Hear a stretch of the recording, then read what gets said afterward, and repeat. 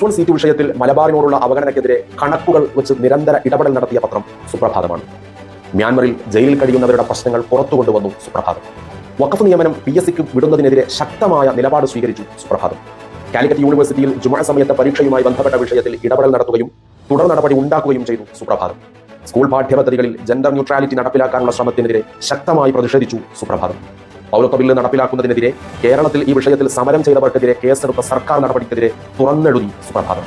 ന്യൂനപക്ഷ പ്രശ്നങ്ങളിൽ അനുയോജ്യമായ സമയത്ത് ഇടപെടലുകൾ നടത്താത്ത കോൺഗ്രസിനെതിരെയും CPM-നെതിരെയും പരസ്യമായി വിമർശിച്ചു സുപ്രഭാതം. സ്കൂൾ വിദ്യാർത്ഥികളിൽ പ്രചരിക്കുന്ന മയക്കുമരുന്ന് മിഠായികൾക്കെതിരെ പൊതുജന ശ്രദ്ധ ക്ഷണിച്ചു സുപ്രഭാതം. CAA, NRC, ഡൽഹി വംശഹത്യ, 80-20 സ്കോളർഷിപ്പ്, മദ്രസയ്ക്ക് സർക്കാർ സഹായം നൽകുന്നുവെന്ന പ്രചാരണം, മുന്നാക്ക സംവരണം തുടങ്ങിയ സാമൂഹിക വിഷയങ്ങളിൽ കൃത്യവും വ്യക്തവുമായ ഇടപെടൽ നടത്തി പൊതുസമൂഹത്തെ ബോധ്യപ്പെടുത്തി കൊടുത്തു സുപ്രഭാതം. കരിപ്പൂരിന്റെ ചിറകരിയാൻ ശ്രമിച്ചപ്പോൾ സേവ് പ്രവാസി സേവ് കരിപ്പൂർ എന്ന ഹെഡ്ലൈനിൽ പ്രവാസികൾക്കൊപ്പം നിലയുറപ്പിച്ചു സുപ്രഭാതം.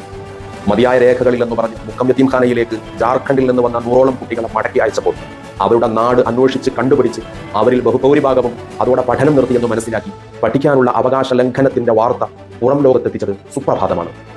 കേരളത്തിൽ അറബിക് സർവകലാശാലയുടെ ആവശ്യകത ഊന്നിയുള്ള കൂടുതൽ റിപ്പോർട്ടുകൾ നൽകിയത് സുപ്രഭാതമാണ്. ലക്ഷദ്വീപ് ഭരണപരിഷ്കാരങ്ങൾക്കെതിരെ ഏറ്റവും കൂടുതൽ വാർത്തകൾ നൽകിയത് സുപ്രഭാതമാണ്.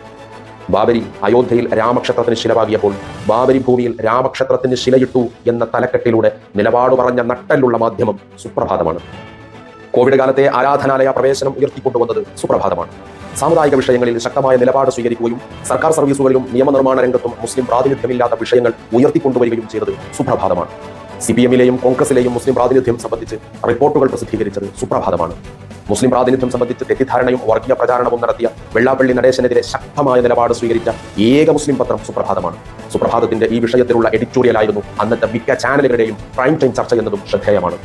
മലബാറിലെ പ്രത്യേകിച്ച് മലപ്പുറം ജില്ലയിലെ വിദ്യാർത്ഥികൾ നേരിടുന്ന സീറ്റ് പ്രതിസന്ധിയെക്കുറിച്ച് തുടർച്ചയായി വാർത്ത പ്രസിദ്ധീകരിക്കുകയും ഒന്നിലധികം തവണ എഡിറ്റോറിയൽ എഴുതിയതും സുപ്രഭാതം മാത്രമാണ്. ദേശീയ തലത്തിൽ നടക്കുന്ന വിദ്വേഷക്കൊലകളും ന്യൂനപക്ഷ വിരുദ്ധവുമായ വാർത്തകളും ഏറ്റവും കൂടുതൽ നൽകുന്നതും സുപ്രഭാതമാണ്.